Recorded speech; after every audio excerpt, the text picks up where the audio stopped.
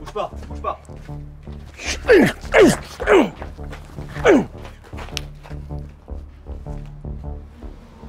Dans la vidéo d'aujourd'hui, on va voir comment réagir face à une menace avec une arme à feu. Qu'est-ce qu'on peut faire? Les mouvements qu'il ne faut surtout pas faire. On va voir tout ça maintenant. Qu'est-ce qu'on fait face à une arme à feu? D'abord, on va remettre les choses en perspective. Une arme à feu, c'est moins courant qu'une attaque avec les poings, avec les pieds. Une arme à feu, c'est moins courant qu'une attaque avec un couteau, mais ça peut arriver. Et surtout les armes à feu comme les pistolets, les armes de poing, c'est peut-être plus courant qu'une arme longue. Comme une arme longue est peut-être plus courant qu'un lance-roquette. Enfin, en gros, tu as compris ce que je voulais te dire. Mais c'est pas parce que c'est pas courant que ça peut ne pas arriver. Ça dépend de l'endroit où tu te trouves, ça dépend de la situation dans laquelle tu te trouves. Un paramètre très important, c'est que on va toujours considérer l'arme à feu comme une vraie arme à feu. Ça veut dire que je ne sais pas, au moment où il y a une menace, je ne sais pas si cette arme elle est réelle ou pas.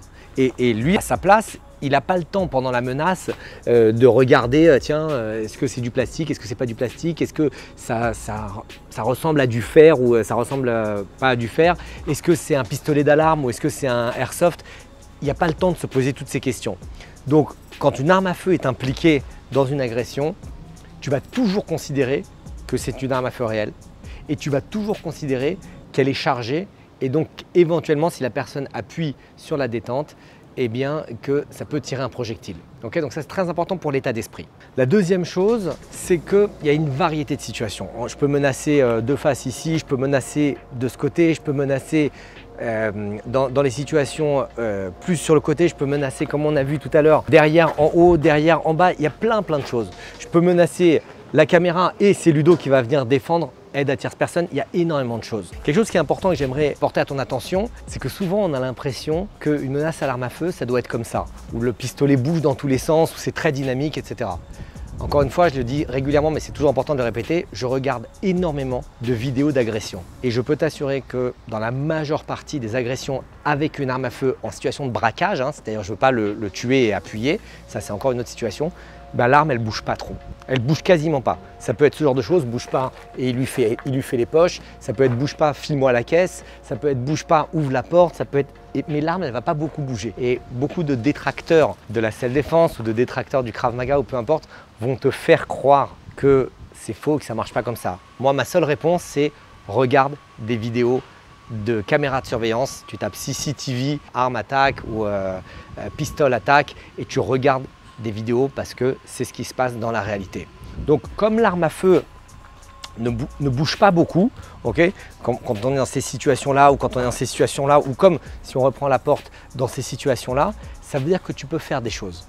Et on fera la différence entre une attaque où il est en train de tirer, il tire sur la foule et éventuellement il va venir tirer sur moi et moi je dois absolument faire quelque chose, et une menace où il sort juste le pistolet, ou par exemple là quand j'étais face à la porte il me dit bouge pas, il veut me faire ouvrir la porte, il veut peut-être rentrer chez moi, il veut peut-être cambrioler, il veut peut-être me casser la gueule à l'intérieur de l'appartement, on ne sait pas, d'accord? Mais quand ça bouge pas, tu as le choix de pouvoir négocier, il n'y a pas de problème, qu'est-ce que tu veux? Il n'y a pas de problème, qu'est-ce que tu veux? Dis-moi ce que tu veux. Peut-être il veut les clés de ma maison, peut-être qu'il veut... Mais tu vois, j'ai changé de position entre ça, où il me dit bouge pas, je dis oui, pas de problème, je bouge pas. Okay, je rassure la personne, j'ai les mains ici en protection, et je dis tu veux mes clés, il n'y a pas de problème, je te les donne. Et tu vois que j'ai toujours une main ici qui est prête à pousser un peu, et les clés qui peuvent être données, ou le portefeuille, ou ce que tu veux. Ça ne veut pas dire qu'une fois que je lui ai donné mes clés, il ne va pas me tirer dessus.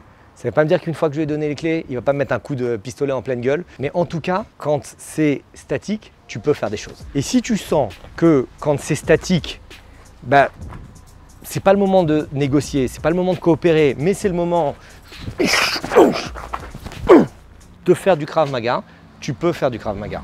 Tu peux ici pivoter. Je vérifie qu'il n'y a rien dans l'autre main, donc ça veut dire qu'ici il y a un problème. Pousser son bras, évidemment quand je vais pousser son bras, il va tirer son bras en arrière.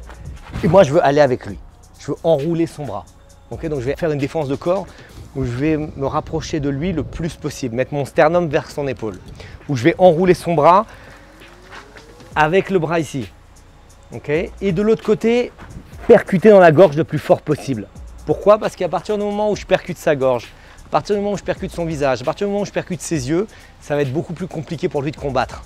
Donc je ne vais pas forcément me battre pour enrouler son bras ou pour contrôler l'arme, mais je vais surtout créer des dégâts massifs vers la gorge ou vers les autres zones.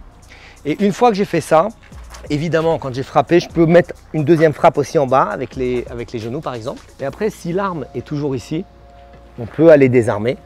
Mais la majeure partie du temps, l'arme, elle sera déjà par terre. Il n'y aura plus de soucis parce qu'une fois qu'il prend un énorme coup de coude en pleine tête et quand il prend un coup de genou dans les parties génitales, en général, il lâche l'arme. Ce que je veux que tu retiennes de cette vidéo sur les problèmes d'armes à feu, c'est que, c'est moins courant, et heureusement que c'est moins courant que les attaques pieds-poings ou que une attaque au couteau. Deuxièmement, si jamais ça t'arrive, essaye d'avoir le maximum de discernement. Et comment est-ce qu'on fait pour avoir le maximum de discernement? On se met en situation. Et c'est pour ça que je te recommande de pratiquer le Krav Maga dans un club où les gens sont bien formés, typiquement les clubs de KMG France.